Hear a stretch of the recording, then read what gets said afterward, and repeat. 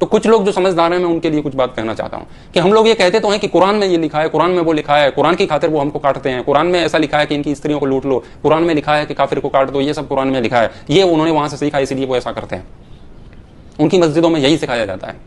लेकिन तुम कभी अपनी आंखों से अपने आप को भी देखोगे क्या?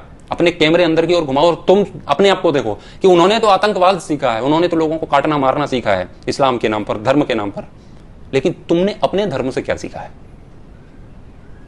तुमने अपने धर्म से कटना सीखा है क्या? तुमने मरना सीखा है क्या?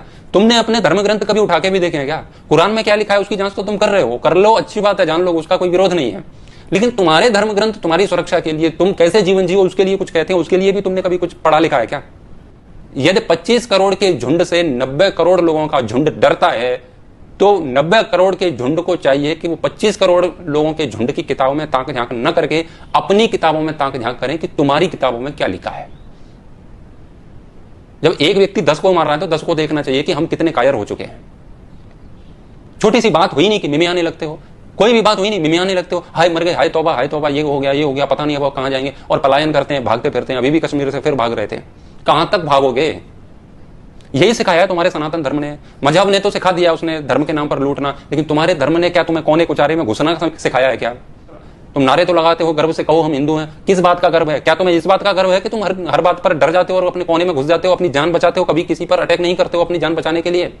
इस बात पर गर्व है? कोई भी तुम्हारी बहन बेटियों को मारता है, काटता है, लफ्ज याद कर रहा है, उठा के ले जाता है और तुम कुछ नहीं कहते हो, ये सिखाया तुम्हारे सनातन धर्म ने। अपनी पुस्तकें उठा करके देखो, तुम्हारे ग्रंथ तुम्हें क्या सिखाते हैं। मोहम्मद ने उनको जो सिखाया वो सिखा दिया, लेकिन राम तुम्हें क्या सिखा के गए वो तुमने नहीं सीखा। कृष्ण तुम्हें क्या सिखा के गए तुमने नहीं सीखा। कायरता का चोला ओढ़ करके बैठे हुए 90 करोड़ लोग 25 करोड़ लोगों से डर रहे हैं, हद है। और अपने आप को धार्मिक भी कहते हैं, अपने आप को सनातनी भी कहते हैं, हिंदू भी कहते हैं।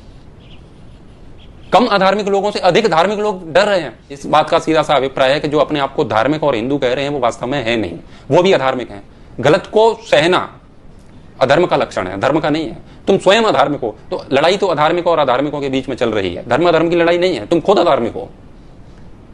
लाल कपड़े में अपने ग्रंथों को बांध करके अगरबत्ती तो उस पर लगाते रहते हो, आरतियां गाते रहते हो, लेकिन कभी उनको खोल के नहीं देखते हो कि राम तुम्हारे लिए क्या उपदेश देके